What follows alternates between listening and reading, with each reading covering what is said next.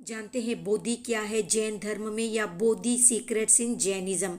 तो इस मनुष्य जीवन की दुर्लभता के बारे में बताते हुए भगवान महावीर अपने शिष्य गौतम को संबोधित करते हुए कहते हैं कि इस जगत में, भौतिक संसार में अगर कुछ प्राप्त करने जैसा है तो वो है बोधि, संबोधि, सम्यक्त्व, समकित या सम्यक दर्शन। क्योंकि संसार की सारी वस्तुएं, भौतिक पदार्थ केवल इस इंद्रिय जगत तक ही सीमित है।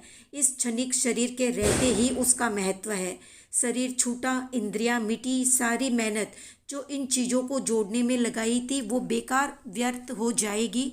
क्योंकि जब शरीर ही शाश्वत नहीं है तो संसार की वस्तुएं शाश्वत कैसे हो सकती है। इस नश्वरता को समझते हुए उस परम तत्व बोधि को प्राप्त करने के लिए एक छटपटाहट होनी चाहिए। क्योंकि बोधि का संबंध आत्मा से है जो कि जन्मों जन्मों की यात्रा में सहायक होगी। भौतिक वस्तुएं, नाम, यश, पद, प्रतिष्ठा सब शरीर के साथ ही समाप्त हो जाने हैं। बोधि आत्मा के साथ परलोक तक चलती है और कई निम्न योनियों में जाने से बचा देती है। बोधि एक चिंतामणि रत्न के समान है जो सिर्फ मनुष्य योनि में ही मिलती है। नरक, देव, पशु, पक्षी चाहकर भी बोधि को प्राप्त नहीं कर सकते। इसलिए संसार के तुच्छ, क्षणिक, खोखले सुखों को छोड़कर एकमात्र बोधि प्राप्त करने में लग जाना चाहिए।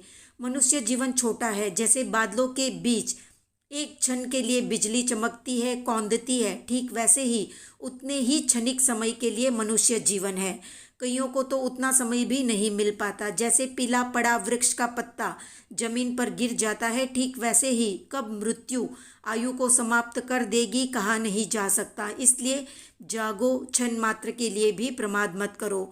ये मनुष्य जीवन बीतने पर जिन्होंने बोधि प्राप्त नहीं की, प्रयत्न नहीं किया, उनके लिए फिर 84 का चक्र या चक्कर तैयार है। तो कितने लोग बोधि क्या है, कैसे प्राप्त करें, इसके बारे में विस्तार से जानना चाहते हैं? कमेंट में बताएं।